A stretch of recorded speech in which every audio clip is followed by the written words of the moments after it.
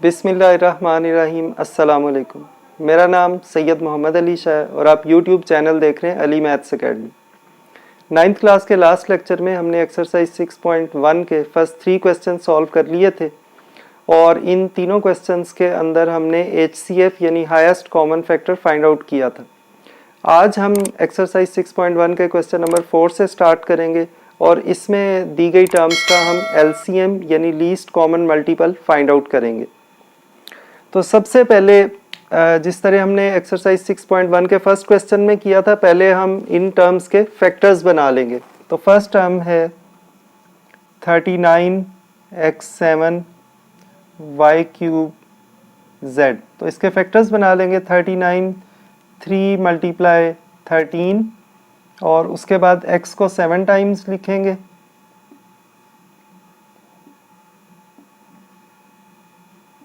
उसके बाद y 3 times और z एक दफ़ा।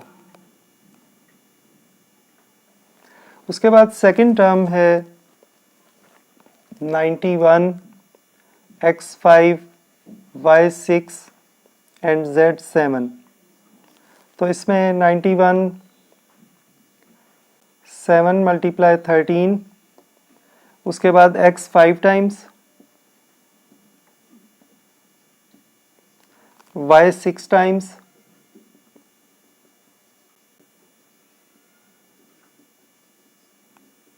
और z 7 टाइम्स।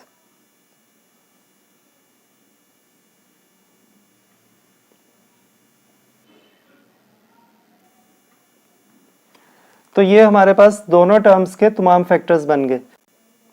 इन दोनों टर्म्स के फैक्टर्स बन गए। अब हमने इसका LCM फाइंड आउट करना है, लीस्ट कॉमन मल्टीपल। तो इसका फार्मूला होता है common factors multiply uncommon factors. तो इन दोनों को मल्टीप्लाई करेंगे तो LCM आ जाएगा। सबसे पहले कॉमन फैक्टर्स देखेंगे, दोनों में एक 13 कॉमन है। उसके बाद यहाँ पे हमारे पास 5x है और यहाँ से भी 5x कॉमन ले लेंगे तो x 5 आ गया कॉमन में। उसके बाद y जो है यहाँ पे 3 है तो यहाँ से भी 3 कॉमन ले लेंगे तो y³ आ गया। ये सारे हम कॉमन लिखने और इधर से एक z और एक z यहाँ से। तो ये हमारे पास कॉमन फैक्टर्स आ गए। इनको मल्टीप्लाई करना है अनकॉमन फैक्टर से। अनकॉमन में एक 3 बाकी बचा नंबर्स में से और एक 7। तो 3 7 21। उसके बाद अनकॉमन में 2x बाकी बचे हैं तो x² आ गया। उसके बाद 3 y बाकी बचे हैं तो y³ आ गया और z जो है 6 बचे हैं अनकॉमन में। अब इन दोनों को मल्टीप्लाई कर देंगे तो हमारे पास LCM आ जाएगा। पहले 13 को 21 से मल्टीप्लाई करेंगे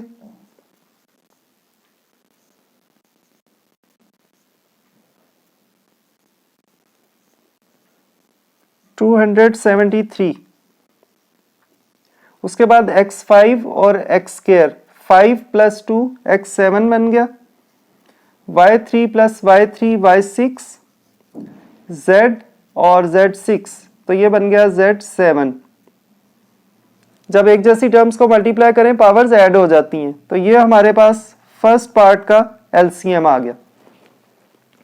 सेकंड पार्ट में 3 टर्म्स गिवन है तो इन तीनों के अलग अलग फैक्टर्स बनाएंगे। सबसे पहले है 102 x y² z।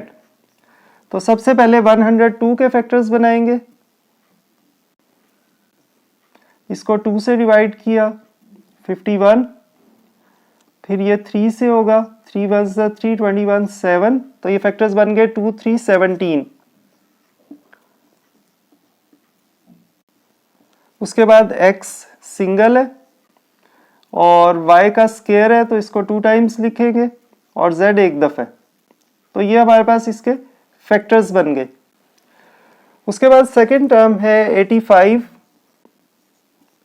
x² yz। तो पहले 85 के फैक्टर्स बनाएंगे। तो ये 5 आ रहा है राइट पे, 5 पे डिवाइड हो जाएगा। 5 1 सा 5 35, 5 7 सा 35। तो 5 और 17।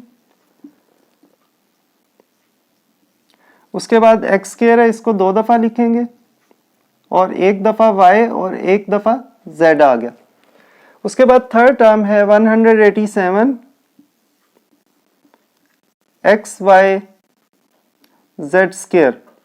तो सबसे पहले 187 के फैक्टर्स बनाएंगे।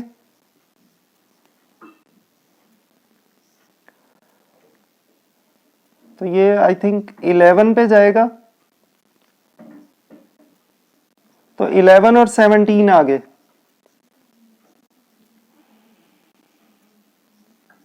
उसके बाद एक्स वाई और उसके बाद जेड 2 दफा, क्योंकि जेड स्क्वायर था। अब ये तीनों टर्म्स के फैक्टर्स बन गए। अब हम इसका एलसीएम लिखेंगे। इसका फार्मूला होता है common factors multiply uncommon factors. तो सबसे पहले इनके कॉमन फैक्टर्स लिखेंगे।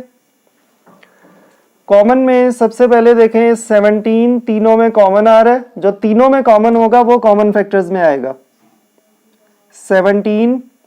उसके बाद एक एक्स यहां से, एक एक्स यहां से और एक एक्स यहां से, तीनों से एक एक्स कॉमन है। इसी तरह y जो है वो भी एक कॉमन है तीनों में और एक z भी कॉमन है। उसके बाद इनको मल्टीप्लाई करेंगे अनकॉमन फैक्टर से। अनकॉमन में 2 3 द 6 बचा, यहां से 5 और यहां से 11। उसके बाद यहां से एक x बचा है हमारे पास और यहां से एक y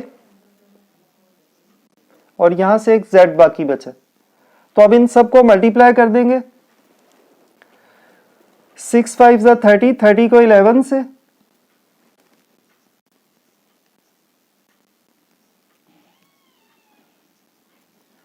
तो ये बन गया 330। ये तीनों मल्टीप्लाई हो गए और इसको फिर 17 से मल्टीप्लाई कर देंगे।